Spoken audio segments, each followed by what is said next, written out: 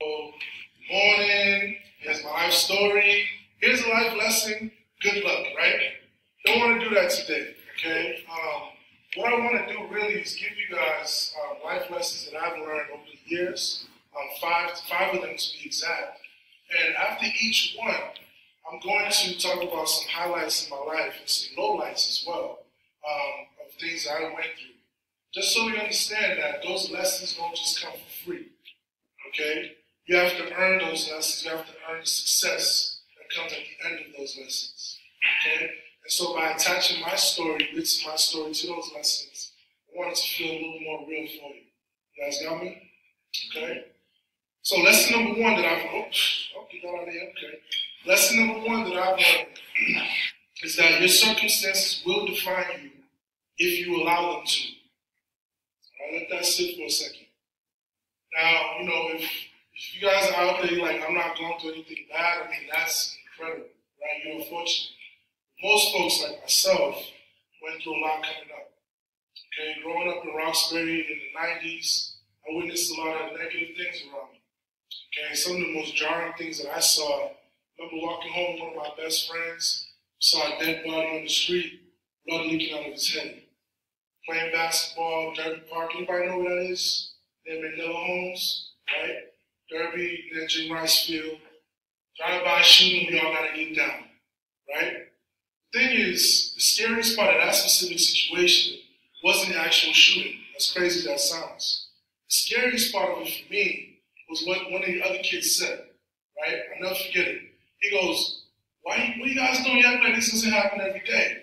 Yo, let's ball, right? So he's able to just shrug off a drive-by shooting. Somebody's laying right dead on the street. You guys know these ambulances, they show up for like maybe an hour, right? And his only concern was let's just keep playing ball, okay? I grew up in a neighborhood where there were a lot of dysfunctional families, including my own family. A lot of incomplete homes, so mom and dad weren't around. In my particular situation, my dad wasn't really there, and so my mom had to work like crazy. Any Nigerians in the house? Okay, the only one. All right. Okay.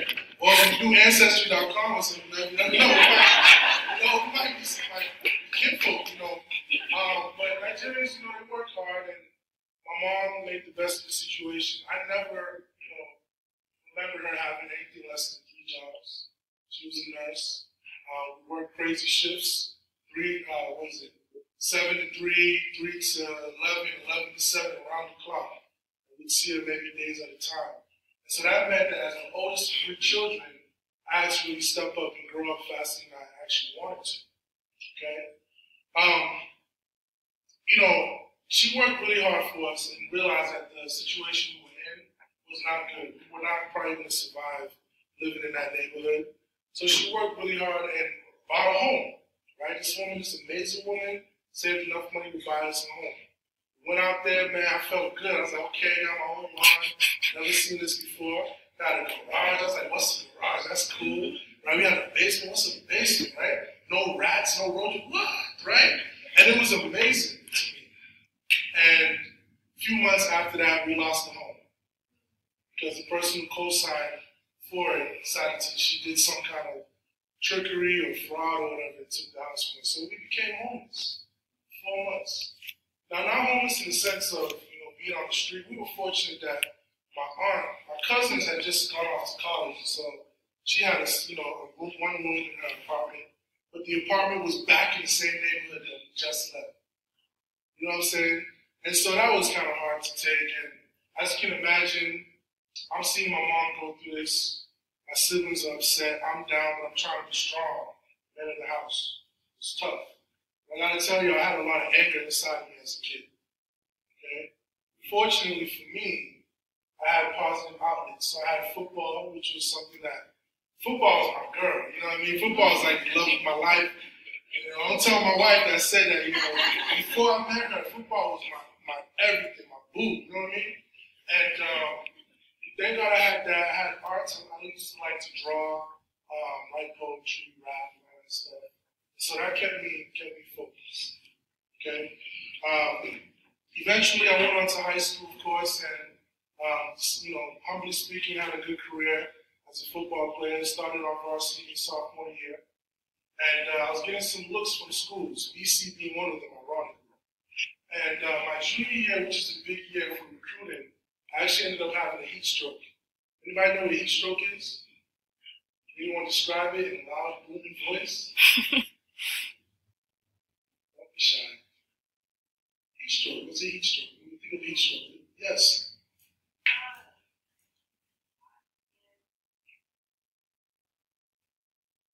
You got it hot there. Essentially, yes. She's right. Go ahead. Yeah. Okay. I would say the same thing. You probably said a better answer than I would say. Right? I would have said maybe like, swimming in hot water or something like that. I don't know. But yeah, I had a heat stroke and basically my entire body. So picture your entire body cramping up simultaneously. So every muscle in your body, from starting down at my feet up to my neck, I felt paralyzed. And if y'all know, junior year is a big year for recruiting, as I said. And so I'm freaking out mentally as well. I can't breathe. I don't know what's going on. I felt like I was going to die. Okay? 16 years old. That's what I was thinking. I'm going to die. And so I was rushed to the hospital, actually my Auburn hospital, not far from here, where I was for 3 days. They gave me IVs to resuscitate me. And fortunately, I was revived, but I ended up not being able to play football that year, which killed me. I couldn't see my girl for a whole year. That killed me, man. And so that just only kept my anger going. So you imagine that was one of my positive outlets, but I no longer had it. And so I had to find some other ways to cope, and I did. Right? So that's point number one, lesson number one. I know it's kind of heavy, but we're just getting started. Lesson number two, y'all, pay attention. Becoming a genius at hard work will open up doors for you. Okay? Becoming a genius at hard work, I know that sounds kind of weird, will open up doors for you. So a lot of people, kind of fall under this pressure of, oh man, I gotta be really good at math, I gotta be really good at science, I gotta be really good at English. It's good to strive for that. But I'm telling y'all right now, okay, I was never the smartest kid in school. Never, not even close. Right? I was a kid that would go to the library just to sleep before football practice. That's all that mattered to me. You know what I'm saying? And so, but there came a point where I realized, especially when I lost football, scholarships weren't coming in anymore, letters weren't coming in. I had to really build up my mind. Because even though I lost football, my physical presence was hurting, my mind is always going to stay with me. Nobody, nothing can take that away from me. So I started working hard. Right? Even my college counselor doubted me. You know what he did? He laughed at me when I brought him my college list. I was like, hey, here's my list. Trinity College is number 1 on my list. I'm excited. I'm going to work hard. I'm going to get there. It's D3, but maybe they'll take me to play. Here it is. And he laughed at me. He said, son, this is a reach. This entire list is a reach. Go over and redo it. And so, of course it got me mad. I can't hit the college counselor. I'm going to get expelled from school. I thought about it. But I decided to take it as a personal challenge, and I worked hard. I started making friends with the nerds, hanging out with them a little bit more, showing them love. And they taught me some things, some concepts. I started going to the library, not to sleep, but to read, okay, to actually get some reading done, do some homework. Sometimes I had long nights to make sure the essay was done really well. Okay, doing multiple drafts of essays. How many folks here do multiple drafts? Don't lie, because I actually teachers. I probably know who they are. Okay, cool, right? You need a lot of drafts. Let me tell y'all, when you're doing an essay, one draft is not enough. It might look good to you, but you never know. If you come back with a fresh set of eyes, you'll be like, oh, I can make that strong. Right? Oh, I don't need this sentence right here. Okay? So I started doing things like that alongside of doing rehab. And so for my physical body, because my body had broken down, I had to get surgery. So I have a big scar right here on my left quad. It's kind of cool. My wife thinks it's creepy, but it's cool, okay? And they had to cut into me to make sure that the damage that was done to my muscles didn't somehow cause some type of cancer or lupus. I was saying all kinds of crazy stuff, right? And so I was doing this stuff on the academic front while still going to the hospital to make sure that I'm okay. Fortunately for me, I still, I got better, and I was able to play my senior year of football. And I was angry, man. I felt bad for the kids that I played against. I hurt some feelings on that field, though. Okay, because I was out to prove myself.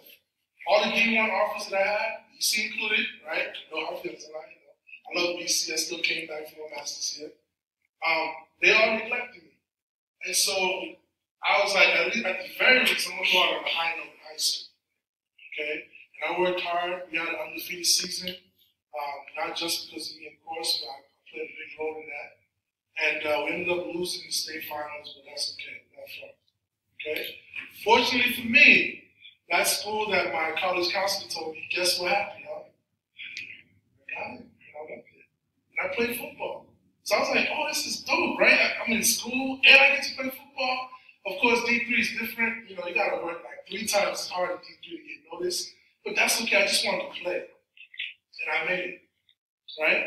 And so I stand before you guys now, because when I went to Trinity, I developed an addiction for success. You have to be addicted to success. There are a lot of unhealthy things to be addicted to, as we all know. But man, being addicted to success is a powerful thing. It's a powerful drug, okay? And fortunately for me, I graduated with a degree, and this ring right here, which I actually want to pass around, okay? So I graduated with a champion. All right? So that's lesson number 2. Y'all with me so far? You want me to stop? Okay, all right.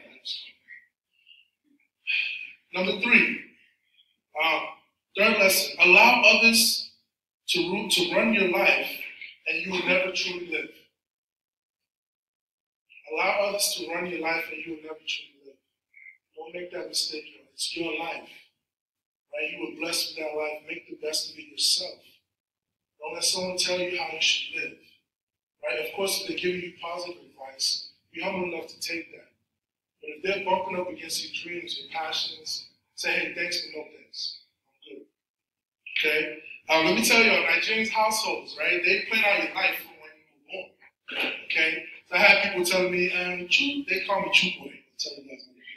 Chu Boy, make sure that you go to school, you become a doctor, become a lawyer, anyone is fine. And then you go and marry an entrepreneur. Make sure she's Nigerian, because if she's not, slap you, and then you must have about 600 children, so I have all these grandchildren in the house. I mean, my goodness, right? That's crazy. Okay? So from the start, my life was planned out by people who weren't named Jews. Okay? And this carried over to Trinity College when I graduated. My family, they were like, okay, he's not into science. I was terrible at chemistry. I love biology. They were like, okay, maybe you'll be a lawyer. My uncle, because my dad wasn't around, so I had a network of uncles who tried to support me. I kid y'all not, my uncle literally came up to me, this is like 2 days after I just graduated, with a stack of applications to law school. One of them being Suffolk Law School. I was like, my God, thank you, but after talking to other lawyers, I realized they hate their jobs, and I kind of don't want that. I kind of want to be in education. I did this internship where I got to coach football and coach basketball and be an admissions rep and then teach a class on the side. I loved it. I love interacting with families. I think I want to go to this program, the Development Scholars Program at Boston College, shameless plug. Okay? All right? And so I told him that. And as you imagine, I was really excited. Actually, this was after I got in. So there was that scholarship that I received. And when I told my uncle this, I could not believe the words that came out of his mouth. I don't support it. How can you do this to your life? How can you do this to your mother? What money is in education? And he went on and said a bunch of other mean things to me for the next 7 minutes on the call. And I remember just listening, right? And at the end of it, I was so mad that all I said was, okay. And then he hung up on me. And so when that happened, I realized, wow, I have a couple of decisions to make. And most worse is that trying to convince my mom that I was making mistakes. My mom, who was initially happy for me, she was kind of like, oh, maybe you should reconsider. So I had a decision to make. I love my mom. I was like, man, do I give up on what I actually want to do and do what other people say, or do I just keep with it? And I kept with it. Okay? follow my dream of being in education, worked as a teacher.